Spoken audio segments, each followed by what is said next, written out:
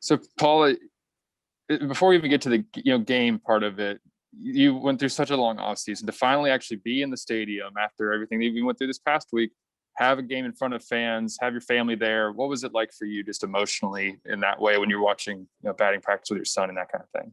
Yeah, it's amazing that you noticed that. Thank you. Yeah, it's been so long. I mean, it's been almost 350 days or something like that since we've been on the field. Actually, yesterday when the Air Force Academy was here practicing on our field, it kind of hit me that day because it was the first time another university or another institution had their baseball team on our field since March 11th of last year. So just to see a different uniform on the field was kind of a moving moment for me. And then today, to have some people in the stands. I know it would have been wonderful to have 12,000 people here today.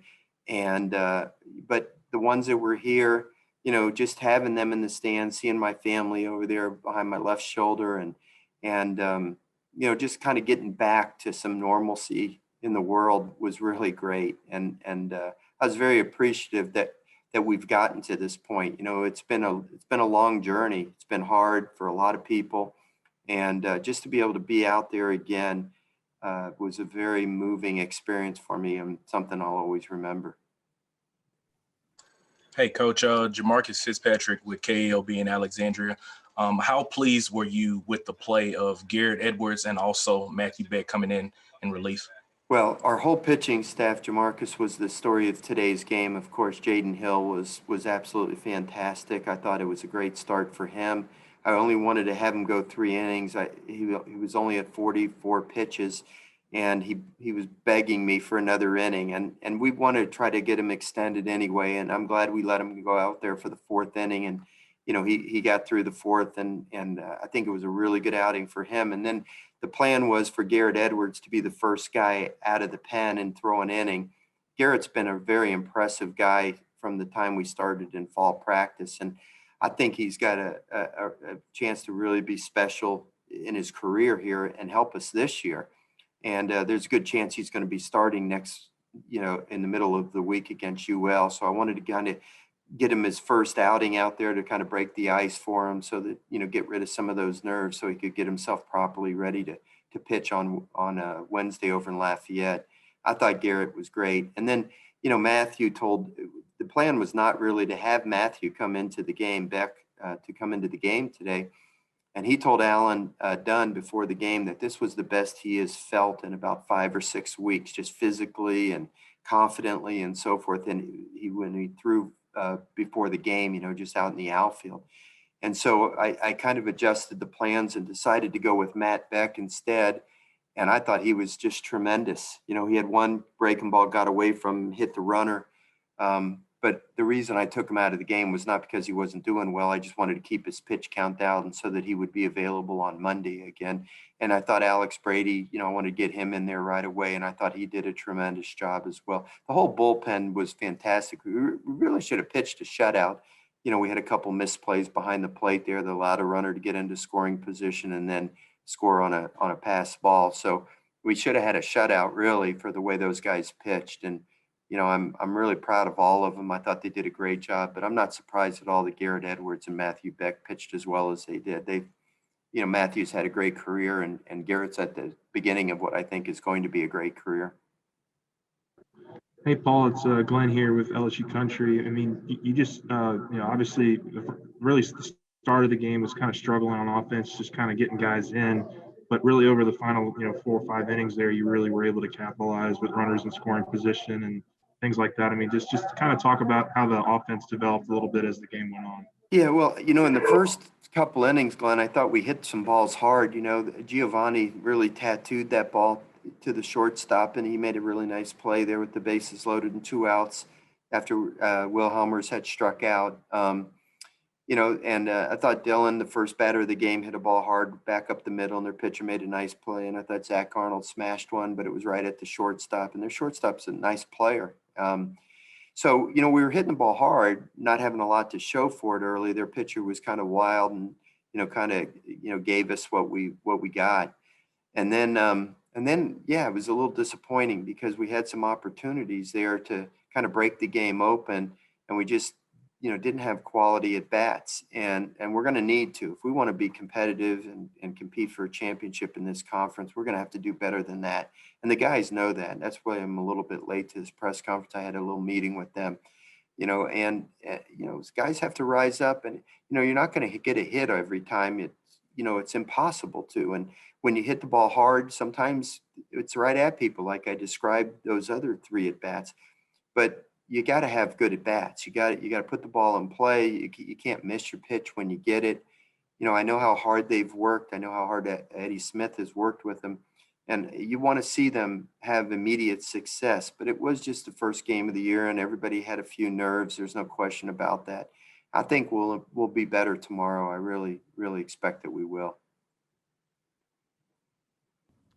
Hey, Coach, Jared here. Trey and Dylan had really good debuts today. Could you just talk about their performance and what they did well and what you'd like to see them improve on as well? Yeah, well, I thought that both of them played extremely well. Not only did they swing the bats well, but that catch that Trey Morgan made over by the dugout where he reached in for the pop-up, that was a major league play. There's something about Trey Morgan. I just think when the lights go on, this kid's going to be at his very best. He hasn't really performed all that great in the preseason leading up to today. And today, Eddie Smith came to me, much like Alan Dunn said to me about Matthew Beck, as I was talking about earlier. I'm sorry, I got distracted for a second. Eddie Smith came up to me and he said, and just kind of whispered in my ear before the game, Trey Morgan's back. I said, what do you mean? He said, oh, his early work in the batting cages today was fantastic. His bat speed, everything was good. His intensity is there. And we just were not surprised at all that Trey went out there today and played as well as he did, with hitting wise, defensively, and so forth. The bright lights have come on. The season has begun, and how this kid's going to take it to another level and be a really good ball player for us. And we all knew that Dylan Cruz had the talent, and he got a couple of hits today. I think he drew a walk as well on a full count pitch. And, the more at bats these guys get, the better they're going to be. And I think we've got 2 winners in those guys. There's no question about that.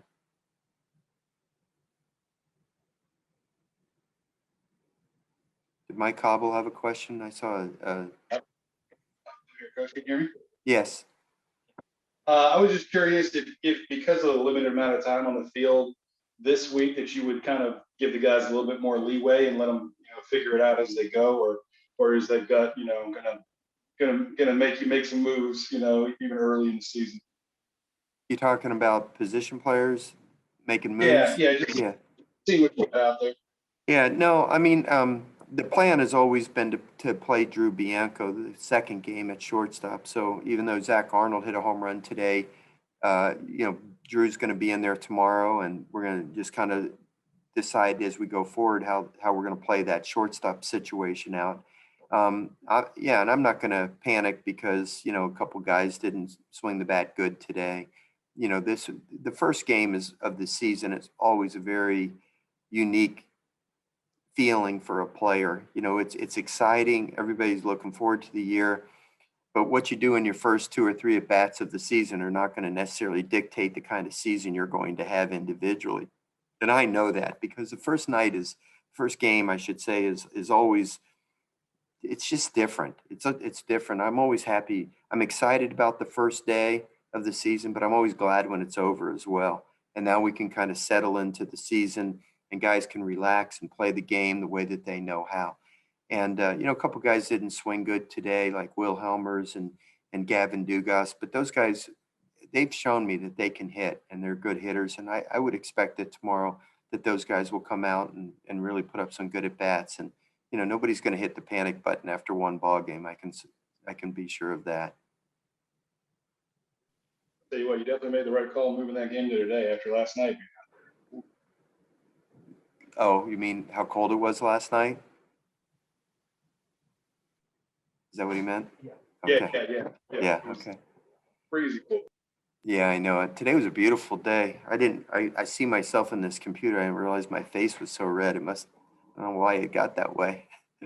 I was over in the coldest part of the stadium in that first base dugout the whole day. Everyone good? Thanks, Okay. guys. All We'll right, send out guys. the recording. Thank y'all.